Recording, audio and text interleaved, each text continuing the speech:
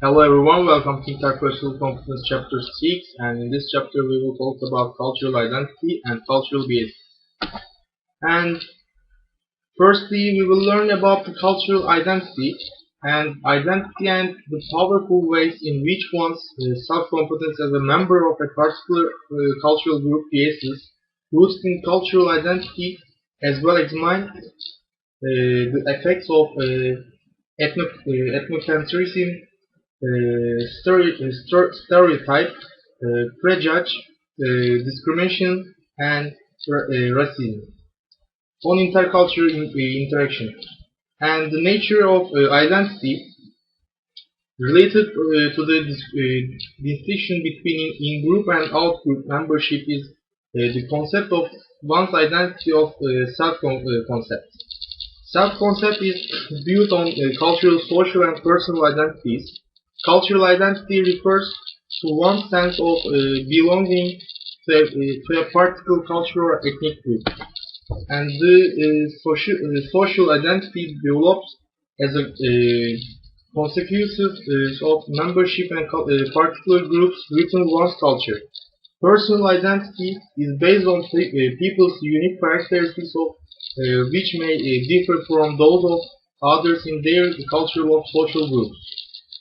And the formation of cultural identity. Cultural identity is often developed through a process involving three stages. Unexamined cultural identity search, cultural identity activation. Unexamined cultural identity stage. Once cultural characteristics are taken for granted and consequently there is a little interest in exploring cultural issues. And cultural identity search involves a process of exploration and questioning about one's culture in order to learn more about it and to understand the influences of membership in that culture. Emotional component to this stage of varying intensity, which involves tension, anger, and perhaps even outrage directed toward other groups. Cultural identity acquirement is characterized by a clear, confident acceptance of oneself and an internalization of one's cultural identity.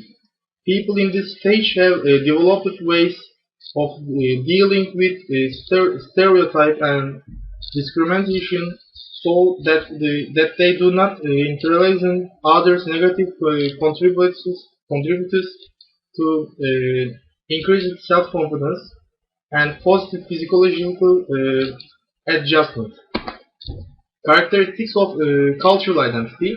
Once formed cultural identities provide an essential framework organizing and interpreting our experiences of others. Cultural identities are central, dynamic, and multifaceted components of one's self-concept. Cultural identities are central to a person's sense of self.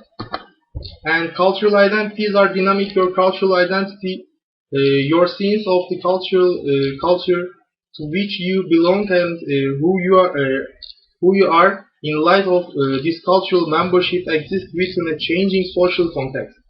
Cultural identities are also multifaceted, and any given moment you have one components that make up your identity. Social categorizing. Three features in the way all humans process information about others are important to your understanding of intercultural competence. First, as cognitive physiologists have representing demographic, people impose a pattern on their work by organizing the stimuli that bombard their senses into competitive categories.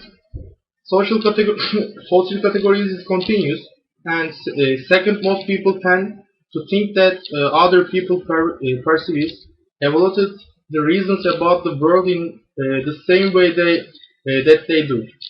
Third, humans simplify the processing and organizing of information from the environment by uh,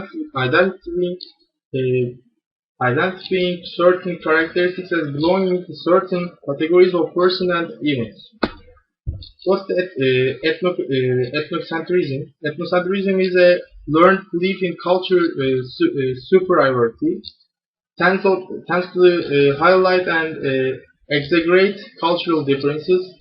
Ethnocentrism can occur along all of the dimensions of cultural patterns discussed. Prejudice refers to negative attributes towards other people that are based on fallacy and inflexible stereotypes. Prejudged attitudes include uh, irrational feelings of dislike and even hatred for certain groups.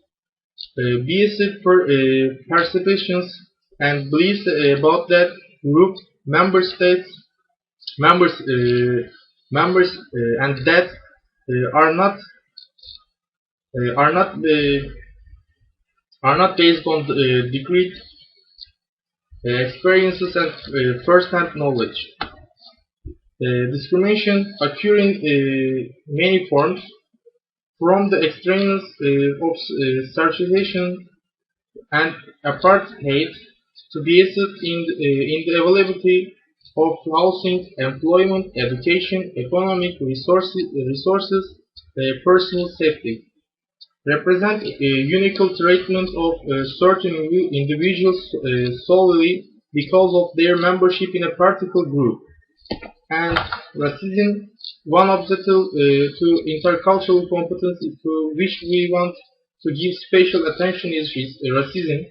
The word racism itself can evoke very powerful emotional reactions. Individual racism involves beliefs, attitudes, and behavior of a given person toward people of a different racial group. And thank you for watching this tutorial and see you in the next tutorial.